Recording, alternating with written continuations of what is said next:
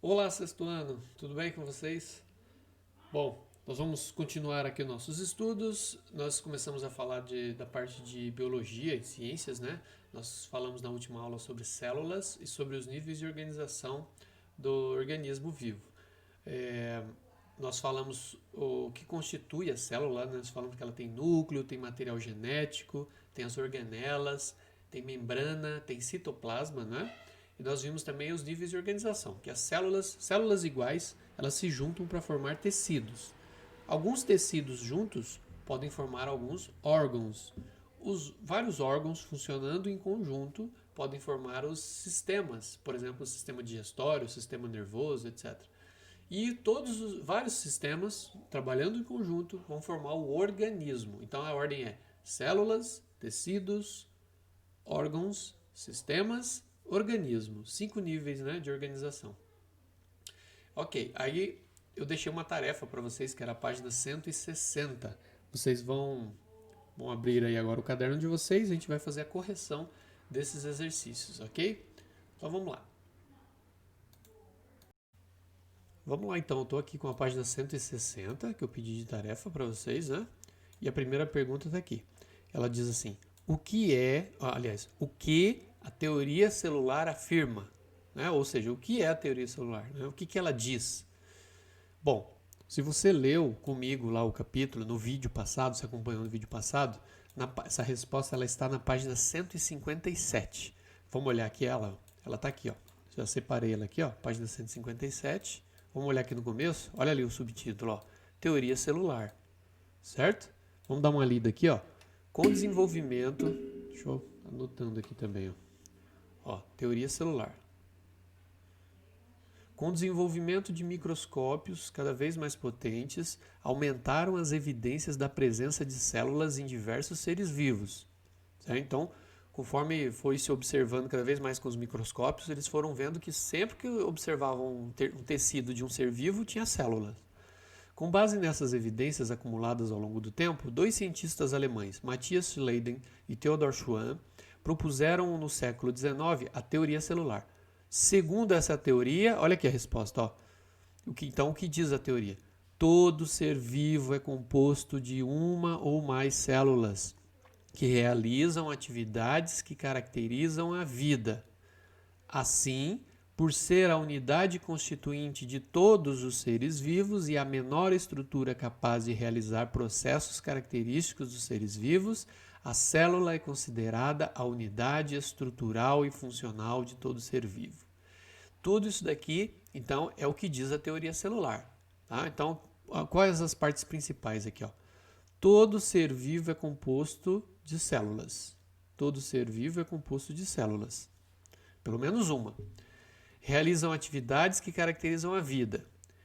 Por ser a unidade constituinte de todos, ó, a unidade, isso aqui é importante, a unidade, mais ou menos o que fala ali em cima também, né? Constituinte de todos os seres vivos e a menor estrutura capaz de realizar processos característicos dos seres vivos, ou seja, a menor estrutura que respira, que elimina substâncias ruins, que faz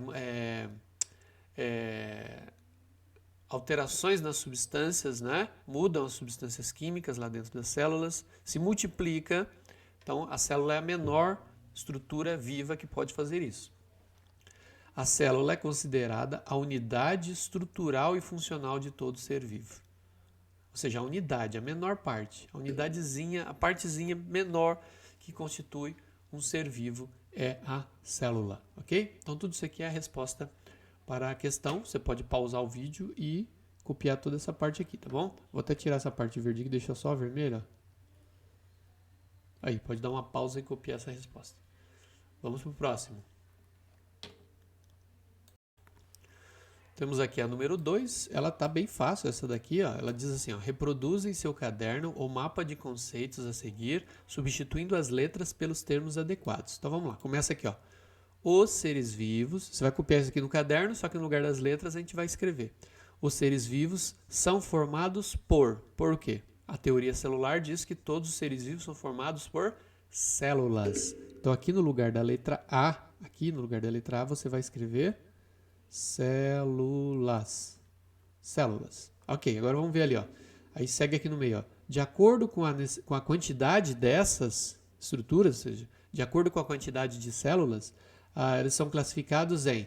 Bom, o ser vivo ele pode ser formado por uma célula ou por várias células. Se ele for uma célula só, ele é um ser unicelular. Unicelular.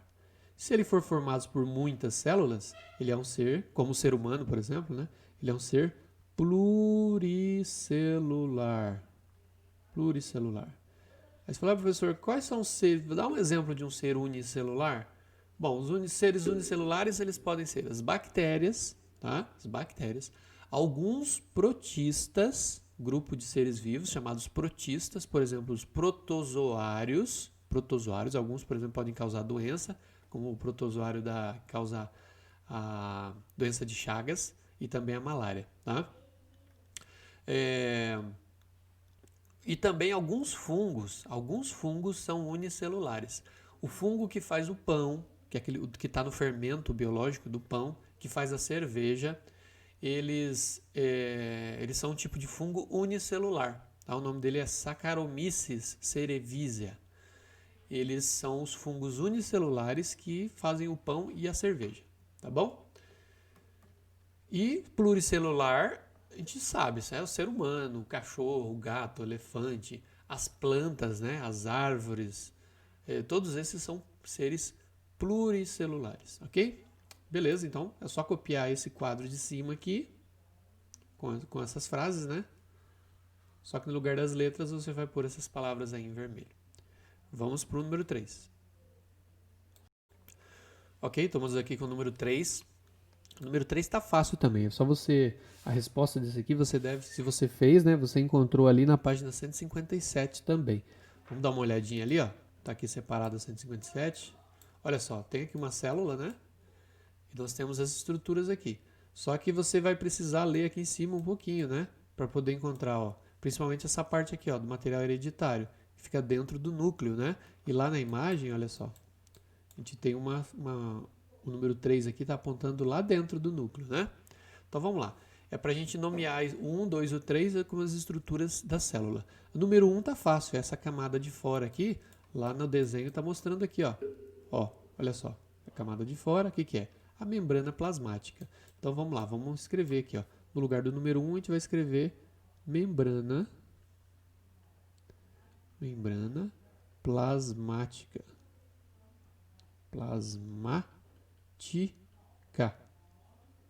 Plasmática, tá bom? É a camadinha de fora. Como eu falei, é como se fosse uma casa, a célula fosse uma casa, a membrana plasmática seriam os muros e o portão. É por onde entra e saem as substâncias, né, na célula. Depois o número 2 é esse espaço aqui, ó, esse espaço interno, olha onde está a setinha aqui, ó. Todo esse espaço aqui que a gente sabe que é preenchido por uma espécie de um gel, né, um material gelatinoso, que nós chamamos de citoplasma. Citoplasma, ok? É o citoplasma. Lá no desenho dá para ver na página 157, ó. Olha aqui, ó. Citoplasma. Essa parte aqui laranja que vai preenchendo, tá? Aquela célula ali não está toda desenhada com as organelas, né? Tem só uns pontinhos, mas não tem problema. E aí o número 3, que é o que está aqui dentro do núcleo, ó, nós temos o núcleo aqui, e dentro do núcleo tem umas coisinhas ali, ó. Isso aqui, pessoal, é o material hereditário.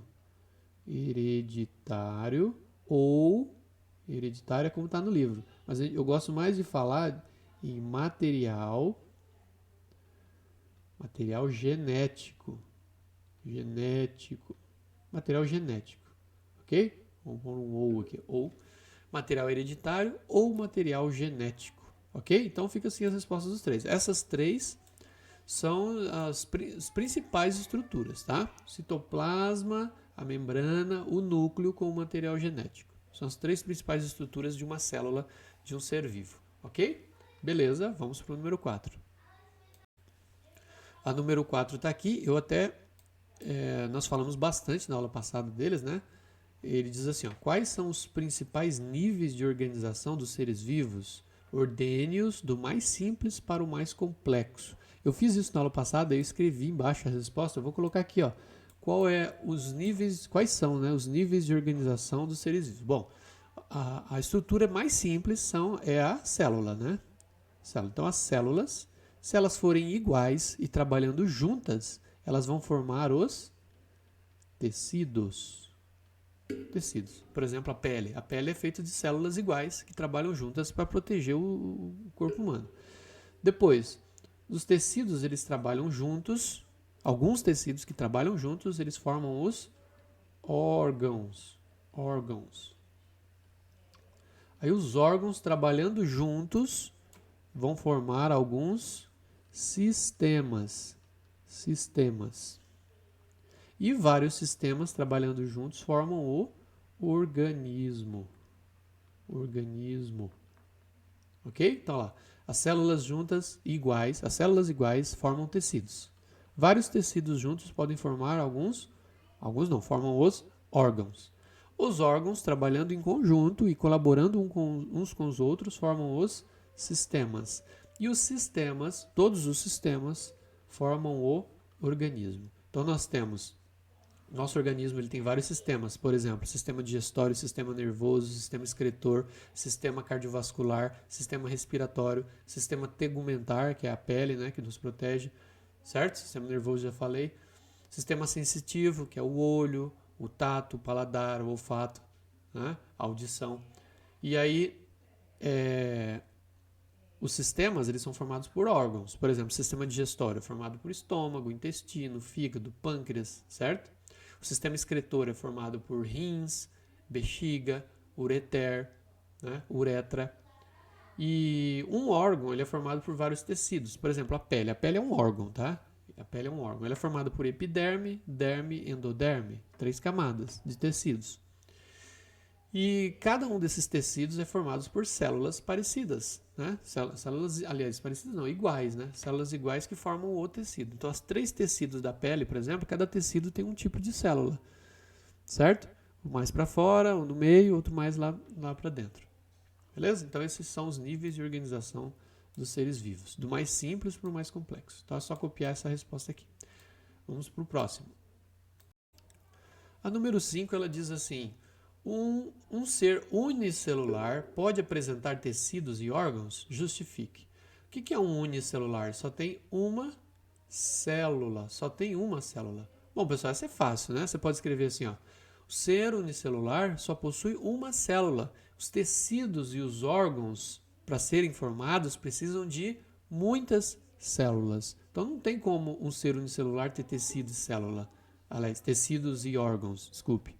Não tem como um ser unicelular ter tecidos e órgãos, pois os tecidos e os órgãos são formados por muitas células.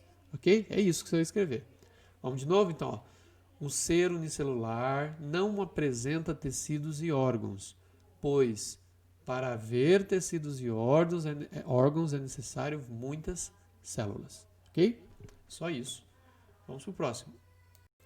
Vamos lá, continuando aqui, vamos para o número 6. O número 6 diz assim, ó, observe o esquema a seguir, tem um desenho aqui, e aí diz lá, pode-se afirmar que ele representa uma célula? Isso aqui é uma célula? Bom, aí a resposta, olha só as estruturas que tem lá, membrana, material hereditário, citoplasma, parede celular, cápsula. Aí a resposta é sim, né? Pode-se afirmar que apresenta uma célula? Sim, pois apresentam as estruturas básicas de uma célula. Quais são as estruturas básicas de uma célula? Citoplasma, membrana plasmática e material hereditário. Possui as 3 estruturas básicas que formam uma célula. Aí essa célula ainda tem parede celular e cápsula. Nem todas as células têm parede celular e cápsula, tá? Quem que tem parede celular e cápsula são as bactérias, tá? As bactérias. Isso aqui é uma célula de uma bactéria, tá? Mas dá pra gente saber que é uma célula pela presença dos materiais básicos. Então a gente vai escrever assim, ó. A resposta é sim, pois ela apresenta as estruturas básicas de uma célula. 2 pontos. Membrana plasmática, material hereditário e citoplasma. Ok? Pronto, é isso. Vamos para o número 7. Bom, número 7, ela diz assim, ó, imagem mostra uma célula vista ao microscópio. Então tá aqui, ó, isso aqui é uma célula, isso aqui no meio é uma célula, tá? E dá pra ver que é um neurônio, que eu tô até dizendo aqui, é um neurônio humano. Essa imagem foi obtida com microscópio eletrônico e a cor é artificial, não é a cor de verdade dele, e está ampliada 7.000 vezes. 7.000 vezes para poder ver esse neurônio aqui. Aí aqui está assim, ó, converse com seus colegas. Bom, a gente está em distanciamento social, né? A gente vai fazer sozinho mesmo. Levantem hipóteses para explicar porque não é possível observar o núcleo da célula na imagem. Lá dentro da célula tem um núcleo, onde fica o material hereditário, né? Por que não dá para ver esse núcleo? A gente não está vendo aqui. Vou limpar aqui. Bom, pessoal, a resposta é a seguinte. Você tem uma membrana aqui por fora, né? Isso aqui é uma membrana aqui por fora. E ela não está aberta, ela é fechada, né? Então você pode escrever assim: a célula possui uma membrana fechada que não permite a visualização do seu interior. Tá? Aí, um detalhe. As células que a gente enxerga aqui, ó, elas são cortadas, ó, tá vendo? É como se ela fosse fatiada no meio aqui, ó. Tivesse feito um corte aqui no meio, né? Dividindo a célula ao meio. Aí a gente consegue ver o interior dela. Aqui não, a célula está inteira. E aí a membrana, ela é fechada, ela não deixa a gente enxergar lá dentro, né? Como é lá dentro. Ok? Nesse caso aqui. Existem algumas células até que são transparentes e a gente consegue ver as estruturas internas ao microscópio. A das plantas, por exemplo, a gente pegar a cebola, cortar ela uma fatia bem fininha e colocar no microscópio, a gente vê o interior da cebola, tá? Mas nesse caso aqui não, ó, ela não permite observar lá dentro. A membrana, ela fica em volta, né? E não deixa a gente enxergar o que tem lá dentro, beleza? Ok, vamos para o próximo. Vamos lá, então, a última atividade aqui, a número 8, ela diz assim: analise a imagem e responda as questões. Olha só a imagem. Nós temos aqui uma pessoa observando um instrumento enorme aqui, apontado para o céu, e ele está pensando aqui que ele está enxergando alguma coisa, né? E aqui tem uma pessoa com um equipamento menor e também está enxergando algo. Parece que são parecidos, né? Olha só. Nas imagens aqui do pensamento deles, eles são parecidos. Aí a pergunta é a seguinte: como você interpreta os desenhos representados nos balões de pensamento? Descreva o que cada pesquisador está observando. Olha só. Então, o que a gente pode escrever aqui nessa letra A? Eles estão observando estruturas esféricas que aparentemente são parecidas. Não é? Olhando assim, ó, parecem que são as mesmas coisas. Só que aí ele diz assim: ó, descreva o que cada pesquisador está observando. O que esse aqui está observando? Esse aqui. Na verdade, vamos primeiro descobrir que equipamentos são. O que é esse equipamento enorme aqui? Isso aqui é um telescópio. Telescópio. E o que é esse equipamento menor aqui? Esse aqui é o microscópio. Microscópio. São o mesmo equipamento? Não, né? São equipamentos diferentes. Eles servem para coisas diferentes. E agora, o que esse astrônomo... Então, quem observa no telescópio aqui é o astrônomo. O que o astrônomo está observando aqui? Ele está observando algum astro. É um astro. Pode ser uma lua, pode ser um planeta, né? Ou até um asteroide, sei lá. É um astro celeste. Vamos escrever assim, celeste. Um astro celeste. E o que o biólogo aqui, ó, o que o biólogo está observando no microscópio? O biólogo está observando uma célula. Célula. Ok? Então, eles estão observando coisas diferentes, né? Agora, o que tem a ver o telescópio? O que tem a ver um telescópio com um microscópio? Além do nome que parecer final aqui igual, né? Scópio vem de ver, tá? Ver. Bom, o telescópio, ele é um instrumento óptico, ele tem lentes, né? Ele tem lentes para fazer observação, então ele gera imagens para o olho humano, né? Aliás, dentro do olho humano, ele forma uma imagem lá dentro. E o telescópio ele serve para observar planetas ou estruturas que estão lá longe. Ele aumenta para a gente observar o que está longe. Agora, o microscópio, ele também é um instrumento óptico, ele também forma uma imagem dentro do olho da pessoa, só que ele é para observar objetos pequenos. Ele aumenta os objetos que são pequenos, tá bom? Então, são objetos, apesar dos dois serem instrumentos ópticos de formação, aumento de imagem, mas um é para observar coisas que estão longe e o microscópio, o telescópio é para observar objetos que estão longe e o microscópio para observar o que está pequeno e perto.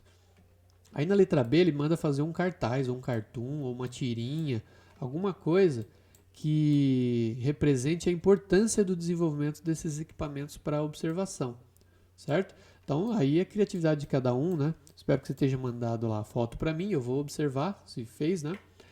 E poderia ser sei lá, até uma frase, não tem problema, né? Da importância dos telescópios para o desenvolvimento da astronomia, as descobertas espaciais e a importância do microscópio para a descoberta da genética, né? O desenvolvimento da genética, a descoberta da célula, né? E toda a melhoria da vida. Como que o telescópio e o microscópio podem ter melhorado a vida humana?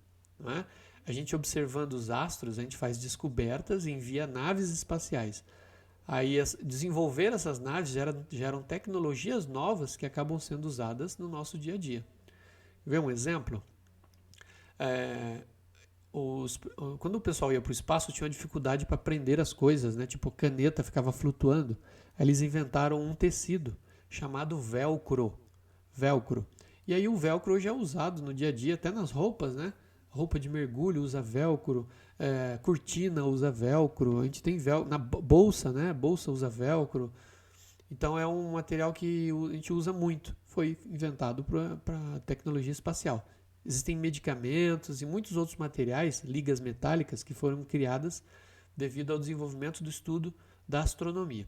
E na biologia também, lógico, né? A gente descobriu muitas coisas, engenharia genética, os alimentos transgênicos, a clonagem, né? O desenvolvimento genético e o estudo da genética se deu muito pela descoberta do microscópio, tá? Bom, se eu fizesse um cartaz aqui, talvez eu faria assim, ó. Uma dica aqui. Eu talvez ia fazer esse mesmo desenho aqui e aí eu ia colocar um balãozinho aqui da pessoa falando, ó. Primeiro o astrônomo aqui, ó.